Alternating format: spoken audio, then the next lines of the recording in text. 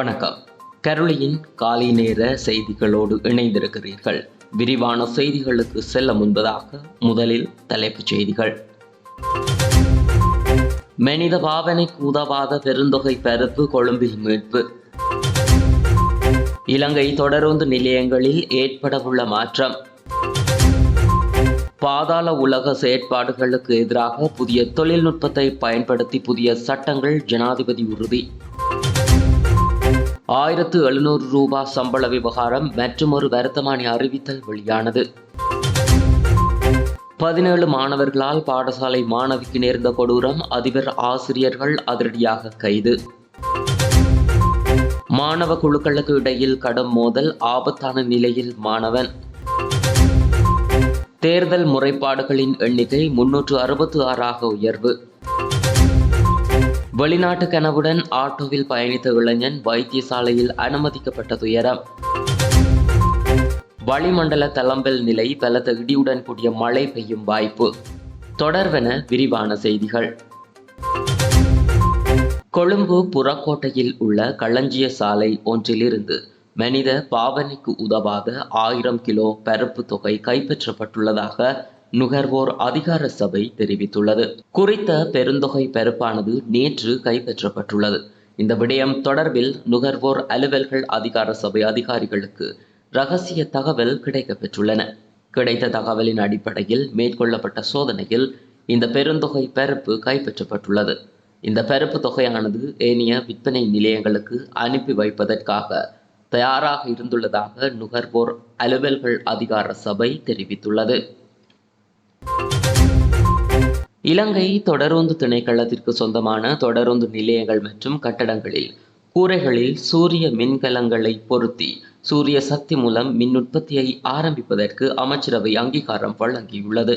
தொடருந்து திணைக்களத்திற்கு சொந்தமான 300க்கும் அதிகமான தொடருந்து நிலையங்கள் காணப்படுகின்றன. குறித்த தொடருந்து நிலையங்கள் மற்றும் கட்டடங்களின் கூரைகளில் சூரிய மின்கலங்களை பொருத்தி சூரிய சக்தி மூலம் மின் உற்பத்தியை ஆரம்பிப்பது மிகவும் பொருத்தமானது என அடையாளம் காணப்பட்டுள்ளது. இதற்கமைய அரச தனியார் பங்குடைமை முறைமையில் இத்திட்டத்தை நடைமுறைப்படுத்துவதற்கு போக்குவரத்து மற்றும் நெடுஞ்சாலைகள் அமைச்சர் சமர்ப்பித்த யோசனைக்கு அமைச்சரவை அங்கீகாரம் வழங்கியுள்ளது. இலங்கையில் பாதாள உலக செயற்பாடுகளுக்கு எதிராக புதிய தொழில்நுட்பத்தை பயன்படுத்தி புதிய சட்டங்கள் கொண்டு வரப்படும் என ஜனாதிபதி ரணில் விக்ரமசிங்க தெரிவித்துள்ளார்.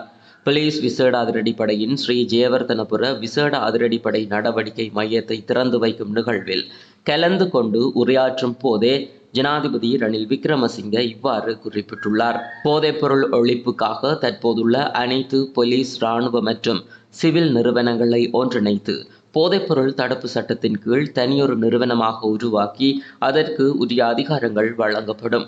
பாதாள உலக குழுக்களோ அல்லது போதைப்பொருள் கடத்தல்காரர்களோ நாட்டை அழிக்க இடமளிக்க முடியாது என வலியுறுத்திய ஜனாதிபதி இலங்கையில் பாதாள உலக செயற்பாடுகளுக்கு எதிராக புதிய தொழில்நுட்பத்தை பயன்படுத்தி புதிய சட்டங்கள் கொண்டு வரப்படும் எனவும் தெரிவித்தார். அத்துடன் நாட்டு மக்களை சட்டம் ஒழுங்கின் கீழ் வாழ அனுமதிப்பது மக்களின் அடிப்படை உரிமைகளை பாதுகாப்பதற்கான நடவடிக்கை என்று சுட்டிக்காட்டிய ஜனாதிபதி அதனை சட்டத்தில் உள்ளடக்குவதற்கு எதிர்பார்ப்பதாகவும் தெரிவித்தார். அடுத்த மாதத்தில் உங்களுக்கு இன்னும் ஒரு பாரிய பணியொன்று உள்ளது. ஜனாதிபதி தேர்தல் செப்டம்பர் 21 நடைபெறவுள்ளது. நாட்டில் சட்டம் ஒழுங்கை நிலைநாட்டி இத்தேர்தலை சட்ட ரீதியாக நடத்த வாய்ப்பளிப்பது போலீஸ் திணைக்களத்தின் கடமையாகும். ஜனாதிபதி என்ற வகையில் எனதும் தேர்தல் ஆணைக்குழு மற்றும் போலீஸ் திணைக்களத்தின் கடமையுமாகும். அது மாத்திரமன்றி தேர்தலுக்கு பின்னரும் வன்முறை செயல்கள் நடப்பதற்கு இடமளிக்க முடியாது. நாம் அவற்றை நிறுத்த வேண்டும். இந்த தேர்தலுக்கு பின்னர் எந்த வகையிலும் வன்முறைகள் நடைபெறக்கூடாது. அது குறித்து நாம் விசேட கவனம் செலுத்த வேண்டும் எனவும் ஜனாதிபதி மேலும் தெரிவித்தார். பெருந்தோட்ட தொழிலாளர்களின் நாளாந்த சம்பளத்தை 1700 ரூபாவாக அதிகரித்து மற்றுமொரு வர்த்தமானி அறிவித்தல் வெளியிடப்பட்டுள்ளது. தொழில் ஆணையாளர் MKKS ஜெயசுந்தரவினால் இந்த வர்த்தமானி அறிவித்தல் வெளியிடப்பட்டுள்ளது. அதன்படி நாளாந்த அடிப்படை வேதனமாக ரூபாவும் உற்பத்தி அடிப்படையிலான ஊக்குவிப்பு கொடுப்பனவாக 350 ரூபாவுமாக ரூபாய் வழங்கப்பட வேண்டும் என குறிப்பிடப்பட்டுள்ளது. குறித்த வர்த்தமானி அறிவித்தலுக்கு ஏதேனும் ஆட்சேபனைகள் காணப்படுமாயின் அதற்கான காரணங்களுடன் எதிர்வரும் 28ஆம் தேதி மதியம் 12 மணிக்கு முன்னர் சமர்ப்பிக்குமாறு அறிவிக்கப்பட்டுள்ளது. பெருந்தோட்ட தொழிலாளர்களின் நாளாந்த வேதனத்தை 1700 ரூபாவாக அதிகரித்து ஏற்கனவே வெளியிடப்பட்ட வர்த்தமானி அறிவித்தலுக்கு உயர்நீதிமன்றம் இடைக்கால தடை விதித்திருந்தது. இதனையடுத்து குறித்த வர்த்தமானி அறிவித்தல் மீளப் பெறப்பட்டதுடன் வேதன நிர்ணய சபையில் நேற்று முன்தினம் எட்டப்பட்ட தீர்மானத்திற்கு அமைய தற்போது புதிய வர்த்தமானி அறிவித்தல் வெளியிடப்பட்டுள்ளது. தெனமெல்வில போலீஸ் பிரிவில் பாடசாலை மாணவியொருவர் தவறான செயலுக்கு உட்படுத்தப்பட்டமை தொடர்பில் குறித்த பாடசாலையின் அதிபர், ஆசிரியர் மற்றும் 2 ஆசிரியைகளும் கைது செய்யப்பட்டுள்ளனர். பாதிக்கப்பட்ட பாடசாலை மாணவி தவறான செயலுக்கு உட்படுத்தப்பட்டமை தொடர்பிலான தகவல்களை அறிந்து போலீசாருக்கு தகவல் தெரிவிக்காமல் மறைத்த காரணத்திற்காக இவர்கள் கைது செய்யப்பட்டுள்ளனர். இந்த சம்பவத்தில் பாடசாலை மாணவியை தவறான செயலுக்கு உட்படுத்தியமை தொடர்பில் 14 மாணவர்களை சிறுவர் நன்னடத்தை பராமரிப்பு நிலையத்தில் ஒப்படைக்குமாறு சிறைச்சாலை அதிகாரிகளுக்கு நீதிமன்றம் நேற்று முன்தினம் உத்தரவிட்டது. மேலும் 3 மாணவர்கள் மற்றும் அவர்களுக்கு உதவிய பெண்ணை ஆகஸ்ட் 22ஆம் தேதி வரை விளக்கமறியலில் வைக்குமாறு வெள்ளவாய நீதிமன்ற நீதவான் உத்தரவிட்டார். தெனமெல்வில பிரதேச பாடசாலை ஒன்றில் கல்வி பயின்ற பாடசாலை மாணவியை தவறான செயலுக்கு உட்படுத்திய சம்பவம் தொடர்பில் கைது செய்யப்பட்ட 17 மாணவர்கள் வெள்ளவாய நீதவான் நீதிமன்றில் முன்னிலைப்படுத்தப்பட்டதை அடுத்து இவ்வாறு உத்தரவு பிறப்பிக்கப்பட்டது. இதேவேளை தவறான செயலுக்கு உட்படுத்தப்பட்ட சிறுமி ஹம்மாந்தோட்டை பொது வைத்தியசாலையில் மருத்துவ பரிசோதனைக்காக அனுமதிக்கப்பட்ட போது அங்கிருந்த வைத்தியர் ஒருவர் சிறுமியை மேலும் கொடுமைப்படுத்தியதாக அவரது தாயார் குற்றம் சுமத்தியுள்ளார். இதன்படி சிறுமியின் தாய் ஹம்மாந்தோட்டை போலீஸ் மற்றும் தேசிய சிறுவர் பாதுகாப்பு அதிகார சபையில் முறைப்பாடு செய்துள்ளமை குறிப்பிடத்தக்கது. அனுராதபுரத்தில் மாணவர்களுக்கு இடையில் ஏற்பட்ட மோதலில் மாணவன் ஒருவர் ஆபத்தான நிலையில் வைத்தியசாலையில் அனுமதிக்கப்பட்டுள்ளார். மாணவ குழுக்களுக்கு இடையில் ஏற்பட்ட தகராறில் மாணவன் ஒருவனின் தலையில் பலத்த காயம் ஏற்பட்டுள்ளது. மோதல் சம்பவம் தொடர்பில் சந்தேகத்தின் அடிப்படையில் 4 மாணவர்கள் கைது செய்யப்பட்டுள்ளதாக போலீசார் தெரிவித்தனர். காயமடைந்த மாணவன் அனுராதபுரம் போதனா வைத்தியசாலையில் அனுமதிக்கப்பட்டுள்ளார். மோதலுக்கான காரணம் இதுவரை கண்டறியப்படவில்லை என போலீசார் தெரிவித்தனர். சம்பவம் தொடர்பான மேலதிக விசாரணைகளை அனுராதபுரம் தலைமையக போலீசார் மேற்கொண்டு வருகின்றனர். எதிர்வரும் செப்டம்பர் 21ஆம் தேதி நடைபெறவுள்ள ஜனாதிபதி தேர்தல் தொடர்பில் பதிவாகியுள்ள தேர்தல் முறைப்பாடுகளின் எண்ணிக்கை தற்போது 366ஆக அதிகரித்துள்ளதாக தேர்தல்கள் ஆணைக்குழு தெரிவித்துள்ளது. இதன்படி சட்ட மீறல்கள் தொடர்பாக 355 முறைப்பாடுகளும் வன்முறைகள் தொடர்பாக ஒரு முறைப்பாடும் பதிவாகியுள்ளது. ஜூலை 31ஆம் தேதி முதல் நேற்றைய தினம் வரை பெறப்பட்ட தேர்தல் புகார்களின் அடிப்படையிலேயே இவ் எண்ணிக்கையை தேர்தல் ஆணைக்குழு வெளியிட்டுள்ளது. வீதியில் நிறுத்தப்பட்டிருந்த பயணிகள் பேருந்துடன் முச்சக்கர வண்டி மோதியதில் 3 படுகாயமடைந்து வைத்தியசாலையில் சிகிச்சைகளுக்காக அனுமதிக்கப்பட்டுள்ளனர். இந்த சம்பவம் தொடர்பில் மேலும் தெரிய வருவதாவது, புத்தளத்தில் இருந்து ஹலவத் நோக்கி பயணித்த தனியார் பயணிகள் பேருந்து ஒன்று முந்தளம் வைத்தியசாலைக்கு முன்பாக பயணிகளை ஏற்றி செல்வதற்காக நிறுத்தப்பட்ட போது பின்னால் வந்த முச்சக்கர வண்டி பேருந்துடன் மோதியதாக போலீசார் தெரிவித்தனர். வெளிநாட்டு வேலைக்காக செல்வதற்காக கட்டுநாயக்க விமான நிலையத்திற்கு சென்ற நபரை ஏற்றி சென்ற முச்சக்கர வண்டியே பேருந்துடன் மோதி விபத்திற்குள்ளானது.